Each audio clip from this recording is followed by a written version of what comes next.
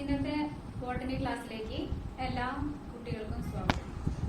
നിങ്ങളെല്ലാവരും ഇംപ്രൂവ്മെന്റിന് വേണ്ടി തയ്യാറായിക്കൊണ്ടിരിക്കുകയാണ്. First year ഭാഗങ്ങളൊക്കെ പഠിക്കുന്നുണ്ടായിരിക്കും. അതോടൊപ്പം സെക്കൻഡ് ഇയർ വിക്ടേഴ്സിൽ വരുന്നത് പഠിക്കുന്നുണ്ടായിരിക്കും.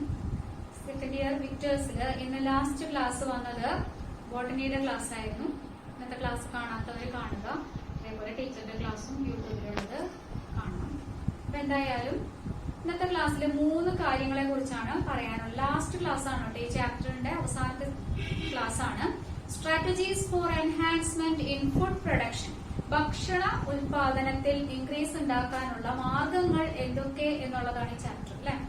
അതില് നമ്മൾ പ്ലാൻ ബ്രീഡിങ്ങിനെ മനസ്സിലാക്കിയിരുന്നു. സസ്യങ്ങൾക്ക് പ്ലാൻ ബ്രീഡിംഗ് നടത്തി നമുക്ക് പുതിയ വെറൈറ്റി ഉണ്ടാക്കിയെടുക്കാം എന്ന് നമ്മൾ മനസ്സിലാക്കിയിരുന്നു.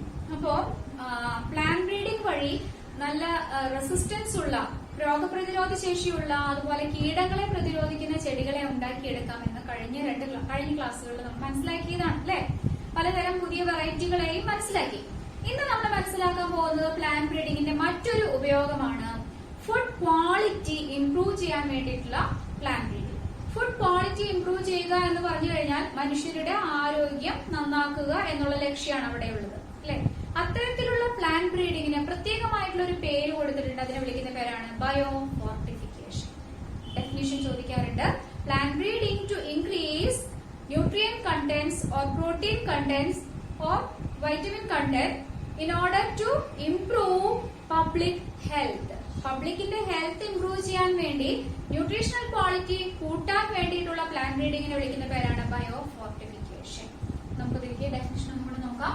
Biofortification, plant breeding to increase vitamin, mineral, protein or healthier fat to improve public health.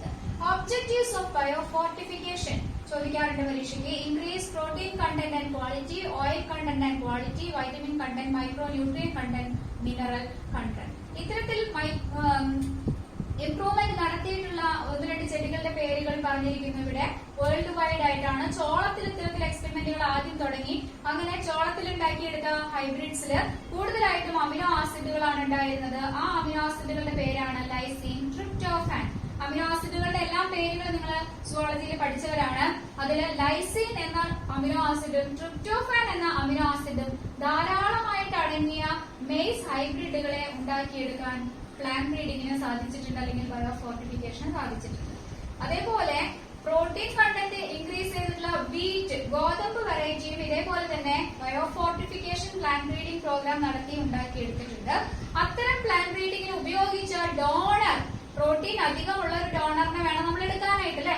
അങ്ങനെ ഉപയോഗിച്ച ഡോണർ ആണ് അറ്റ്ലസ് 66. ധാരാളം പ്രോട്ടീൻ ഉള്ള ഒരു വീറ്റിന്റെ വെറൈറ്റിയാണ്. അയൺ കൂടുതലുള്ള നെല്ലിന്റെ വെറൈറ്റിയും ഉണ്ടാക്കിയെടുത്തിട്ടുണ്ട്. അയൺ ഫോർട്ടിഫൈഡ് റൈസ് ഹൈബ്രിഡ് ഹാബിന്റെ ഉണ്ട്. ഇതെല്ലാം ഇന്ത്യയിലല്ലാട്ടോ ഉണ്ടാക്കിയിട്ടുള്ളത്, ഇന്ത്യക്ക് പുറമെയാണ്. ഇനി ഇന്ത്യയില് ഇന്ത്യൻ അഗ്രികൾച്ചറൽ റിസർച്ച് ഇൻസ്റ്റിറ്റ്യൂട്ട് ന്യൂഡൽഹിയിലാണ് അതിന്റെ സ്ഥലം. അവിടെ ഉണ്ടാക്കിയെടുത്ത കുറച്ച് വെജിറ്റബിൾസിന്റെ പേര് ടെക്സ്റ്റ് ബുക്കിൽ പറഞ്ഞിട്ടുണ്ട്. Carrot, spinach, pumpkin. ഇതിലെല്ലാം വൈറ്റമിൻ എ കൂടുതലായിട്ടുമുള്ളതാണ് ഉണ്ടാക്കിയെടുത്തിട്ടുള്ളത്. വൈറ്റമിൻ സി കൂടുതലുള്ള bitter gourd, bathua, mustard, potato അല്ല ടൊമാറ്റോ ഉണ്ടാക്കിയെടുത്തിട്ടുണ്ട്. അതേപോലെ സ്പിനാച്ചിലും ബത്തുവയിലും അയണും കാൽഷ്യം കൂടുതലുള്ള വെറൈറ്റി ഉണ്ടാക്കിയെടുത്തിട്ടുണ്ട്. പ്രോട്ടീൻ കൂടുതലുള്ള ബ്രോഡ് ബീൻ, ലാബ്, ഫ്രഞ്ച് ഗാർഡൻ പീസ് ഒക്കെ ഉണ്ടാക്കിയെടുത്തിട്ടുണ്ട്. ഇത്രയും കാര്യങ്ങളാണ് IARIയില് ഡെവലപ്പ് ചെയ്ത് എടുത്തിട്ടുള്ളത്. നെക്സ്റ്റ് നമുക്ക് നോക്കാൻ, ഇതൊക്കെ ചോദിക്കാറുണ്ട് പരീക്ഷയ്ക്ക്. അടുത്ത് നമുക്ക് നോക്കാനുള്ളത് ടിഷ്യൂ കൾച്ചർ എന്നുള്ള ഒരു ടോപ്പിക് ആണ്. Developing many plantlets artificially from A small plant part or tissue exploring totipotency is known as tissue culture or micro propagation. ഒരു ചെറിയ ചെടിയുടെ പാർട്ടിൽ നിന്ന് കുറെ അധികം പ്ലാന്റ്ലെറ്റ്സിനെ ഉണ്ടാക്കുന്ന മെത്തേഡിനെ വിളിക്കുന്ന പേരാണ് മൈക്രോ പ്രൊപ്പഗേഷൻ. അപ്പോ മൈക്രോ പ്രൊപ്പഗേഷനെ കുറിച്ചാണ് നമ്മൾ പറഞ്ഞുകൊണ്ടിരുന്നത്. അപ്പോ ഒരു ചെറിയ ചെടിയുടെ ഭാഗത്തിൽ നിന്നും പുതിയ കുറെ അധികം ചെടികളെ ഉണ്ടാക്കിയെടുക്കുന്ന മെത്തേഡാണ് മൈക്രോ പ്രൊപ്പഗേഷൻ അഥവാ ടിഷ്യൂ കൾച്ചർ. ഇതിന് ഉപയോഗിക്കുന്ന പ്രിൻസിപ്പിൾ ബിഹൈൻഡ് ടിഷ്യൂ കൾച്ചർ, അല്ലെങ്കിൽ ഇതിന്റെ തത്വം എന്താണെന്ന് ചോദിച്ചു കഴിഞ്ഞാൽ ടോട്ടിപൊട്ടൻസി ആണ് കേട്ടോ. നമുക്ക് ഇല്ലാത്തതും ചെടികൾക്കുള്ളതുമായിട്ടുള്ള ഒരു കപ്പാസിറ്റിയാണ് ടോട്ടി പൊട്ടൻസി. അതെന്ത് പൊട്ടൻസിയാണ് ടോട്ടി പൊട്ടൻസി എന്ന് പറഞ്ഞിട്ടുണ്ടെങ്കിൽ ചെടികളുടെ ഓരോ സെല്ലുകൾക്കും പുതിയ ഒരു ചെടിയായിട്ട് മാറാനുള്ള ഒരു കഴിവുണ്ട്. അതിന് സാഹചര്യം കിട്ടിയാൽ മാത്രം മതി, അതെന്തായിട്ട് മാറും? പുതിയൊരു ചെടിയായിട്ട് മാറും. അത്തരത്തിലുള്ള കഴിവിനെ വിളിക്കുന്ന പേരാണ് totipotency. The ability of a plant cell to develop into a new plant is called totipotency. ഈ ഒരു കപ്പാസിറ്റി ഉപയോഗിച്ചുകൊണ്ടാണ് ടിഷ്യൂ കൾച്ചർ നമുക്ക് ചെയ്യാൻ പറ്റുന്നത്. നമ്മൾ എന്ത് കൊടുത്താൽ മതി? സാഹചര്യം കൊടുത്തു കഴിഞ്ഞാൽ ഓരോ ചെടിയുടെ സെല്ലുകളും എന്തായിട്ട് മാറും? പുതിയ ഒരു പ്ലാന്റ് ആയിട്ട് മാറ്റാനായിട്ട് സാധിക്കും. ടിഷ്യൂ കൾച്ചർ ചെയ്യാൻ വേണ്ടി നമ്മൾ എടുക്കുന്ന പ്ലാന്റ് പാർട്ടിനെ വിളിക്കുന്ന പേരാണ് എക്സ്പ്ലാന്റ്. ചെടിയിൽ നിന്നും എടുത്തു കൊണ്ടുവരുന്ന കാരണം അതിനെന്ത് വിളിക്കുന്നു? എക്സ്പ്ലാന്റ് എന്നാണ് വിളിക്കാറുള്ളത്. Explant is the part used for tissue culture. അതുപോലെ തന്നെ ടിഷ്യൂ കൾച്ചറിന് വേണ്ടി നമ്മൾ എന്ത് സാഹചര്യം കൊടുക്കേണ്ടത്? ചെടികൾക്ക് പ്രത്യേകിച്ച് മാധ്യമങ്ങൾ, കാർബൺ സോഴ്സ് കൊടുക്കണം. കാർബൺ ആയിട്ട് നമ്മൾ സൂക്രോസ് ആണ് എടുക്കാറുള്ളത്. ഇനോർഗാനിക് ആയിട്ടുള്ള സാൾട്ടുകൾ കേട്ടിട്ടില്ലേ? മൈക്രോ ന്യൂട്രിയൻസ് വേണമല്ലേ? അതൊക്കെ ചെടികൾക്ക് കൊടുക്കണം. അതേപോലെ വൈറ്റമിൻസും അമിനോ ആസിഡുകളും ഗ്രോത്ത് ഹോർമോൺസ് ലൈക്ക് ഓക്സിനും സൈറ്റോകൈനിനും ഒക്കെ നമ്മൾ ചെടികളുടെ ഈ ടിഷ്യൂ കൾച്ചർ ചെയ്യാൻ പോകുന്ന മാധ്യമത്തിൽ ഒഴിച്ചിരിക്കണം. കണ്ടിട്ടില്ലേ നിങ്ങൾ? ജെല്ല് പോലെയുള്ള മാധ്യമത്തില് ടീച്ചർ വീഡിയോ ക്ലിപ്പ് ആയിട്ട് ഇടുന്നുണ്ട് ടിഷ്യൂ കൾച്ചറിന്റെ കാര്യങ്ങളൊക്കെ. അതൊക്കെ ഒന്ന് കാണുക ഇതോടൊപ്പം തന്നെ, ക്ലാസ്സിനോടൊപ്പം തന്നെ. അപ്പൊ അതിന് അങ്ങനെയുള്ള മീഡിയമാണ് ടിഷ്യൂ കൾച്ചറിന് വേണ്ടി ഉപയോഗിക്കുന്നത്. TC എഴുതിയ ടിഷ്യൂ കൾച്ചർ ആണ് കേട്ടോ. Tissue culture medium must contain a carbon source, inorganic salt, vitamins, amino acids and growth hormones like auxins and cytokinins. അപ്പൊ ഇതിലെന്തൊക്കെയാണ് ഉണ്ടാവേണ്ടതെന്ന് ചോദിക്കാം. അതേപോലെ ടിഷ്യൂ കൾച്ചറിന്റെ മറ്റൊരു പേരാണ് മൈക്രോ പ്രൊപ്പഗേഷൻ.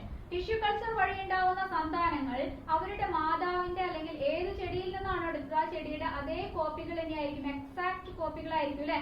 എക്സാക്ട് കോപ്പികളെ നമ്മൾ വിളിക്കുന്ന പേരെന്താണ്? നിങ്ങൾ പഠിച്ചിട്ടുണ്ടല്ലോ ഫസ്റ്റ് ചാപ്റ്ററിൽ. സെക്ഷൽ റീപ്രൊഡക്ഷൻ വഴി ഉണ്ടാവുന്ന ഓഫ്സ്പ്രിങ്സിനെ വിളിക്കുന്ന പേരാണ് ക്ലോൺസ് അല്ലെ? ഇവിടെ സൊമാറ്റിക് സെല്ലിൽ നിന്നുണ്ടാവുന്ന ക്ലോൺസ് ആണ് അല്ലെ? വെജിറ്റേറ്റീവ് ആയിട്ടുള്ള സെല്ലുകളിൽ നിന്നുണ്ടാവുന്ന ഇത്തരത്തിലുള്ള ക്ലോൺസിനെ വിളിക്കുന്ന പേരാണ് സോമാ ക്ലോൺസ്. അപ്പോ ടിഷ്യൂ കൾച്ചർ വഴി ഉണ്ടാവുന്ന ഓഫ്സ്പ്രിങ്സിനെ വിളിക്കുന്ന പേരാണ്, പ്ലാന്റ്ലെറ്റ്സിനെ വിളിക്കുന്ന പേരാണ് സോമാ clones. They will be genetically identical to their mother plant or mother cell. Next, meristem culture. Tissue culture ചെയ്യാൻ വേണ്ടി നമ്മൾ ഉപയോഗിക്കുന്ന പ്ലാന്റ് പാർട്ട് മെറിസ്റ്റം ആണെന്ന് വിചാരിക്കുക. മെറിസ്റ്റം ഏതാണെന്ന് അറിയാലോ? ആക്റ്റീവ്ലി ഡിവൈഡിങ് എപ്പിക്കൽ ബഡുകളും കാര്യങ്ങളൊക്കെയാണ് നമ്മൾ എന്ത് വിളിക്കാറുള്ളത്?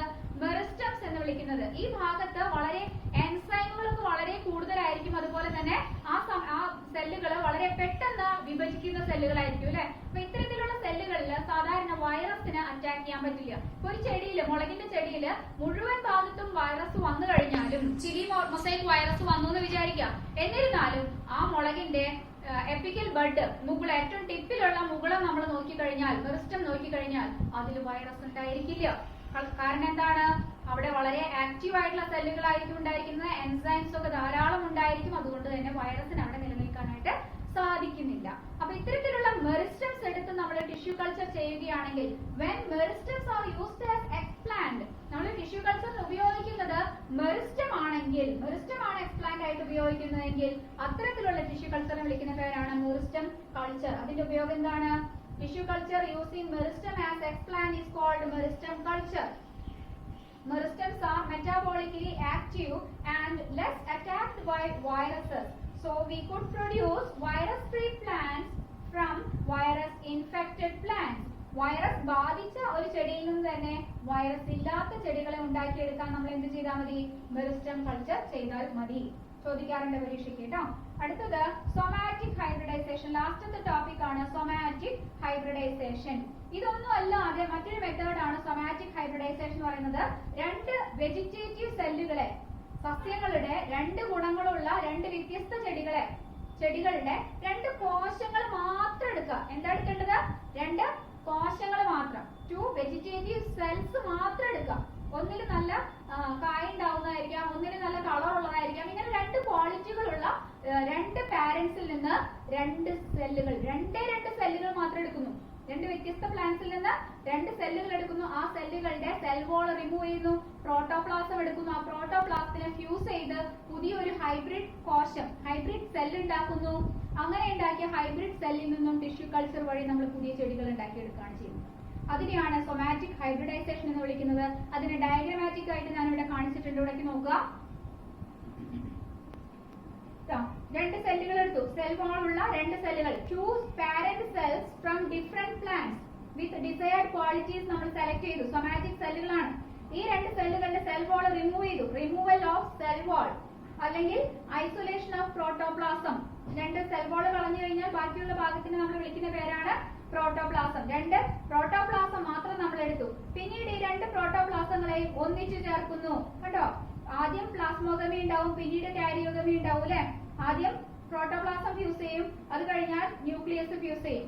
ഇങ്ങനെ സെല്ലിനെ ഫ്യൂസ് ചെയ്യാനായിട്ട് ആ സമയത്ത് നമ്മൾ ആ മാധ്യമത്തിലേക്ക് ആഡ് ചെയ്യേണ്ട ഒരു കെമിക്കലാണ് PEG, പോളിഎത്തിലീൻ ഗ്ലൈക്കോൾ എന്ന് പറയുന്ന ഒരു ഒട്ടിക്കുന്ന ഒരു പശ പോലുള്ള ഒരു സാധനമാണ്. അത് ആഡ് ചെയ്ത് കൊടുത്തു കഴിഞ്ഞാൽ 2 സെല്ലുകളും കൂടി ഒന്നായി പുതിയൊരു ഹൈബ്രിഡ് സെൽ ഉണ്ടാവും. ഇതിന് വിളിക്കുന്ന പേരാണ് സൊമാറ്റിക് ഹൈബ്രിഡ് സെൽ. ഈ സൊമാറ്റിക് ഹൈബ്രിഡ് സെല്ലിനെ ടിഷ്യൂ കൾച്ചർ ചെയ്യുന്നത് വഴി നമുക്ക് ഇതിൽ നിന്ന് പുതിയ തൈകളെ ഉണ്ടാക്കിയെടുക്കാനായിട്ട് സാധിക്കും. ഇതിൽ നിന്ന് ഒരു തൈയാണ് കിട്ടുക. സാധാരണ ടിഷ്യൂ കൾച്ചർ ചെയ്ത് കഴിഞ്ഞാൽ നമുക്ക് കുറെ തൈകളെ കിട്ടാനായിട്ട് സാധിക്കും. അപ്പൊ സൊമാറ്റിക് ഹൈബ്രിഡൈസേഷന്റെ ഡെഫിനിഷൻ എന്താണ്? Fusion of 2 somatic cells and producing plantlets by tissue culture is known as somatic hybridization. എന്തായാലും നമ്മളുടെ ക്ലാസ് അങ്ങനെ കഴിഞ്ഞിരിക്കുകയാണ്. ഈ ചാപ്റ്റർ കഴിഞ്ഞു. നല്ലപോലെ പഠിച്ച് പോവുക. പ്രധാനപ്പെട്ട പോയിന്റുകളൊക്കെ ഒന്നുകൂടെ ടീച്ചർ വോയിസ് ക്ലിപ്പായിട്ട് പറയുന്നുണ്ട്. ഇതിനെ സപ്പോർട്ട് ചെയ്യുന്ന മറ്റു ചെറിയ ചെറിയ വീഡിയോകളും ടീച്ചർ ഇടുന്നുണ്ട്. അത് യൂട്യൂബിലല്ല, ഡയറക്റ്റ് ആയിട്ട് വീഡിയോകളായിട്ട് ഇടുന്നുണ്ട് വാട്സപ്പിൽ. അതും കൂടെ ഒന്ന് കാണുക. ഇത്രയും പറഞ്ഞുകൊണ്ട് നിർത്തുന്നു. Thank you.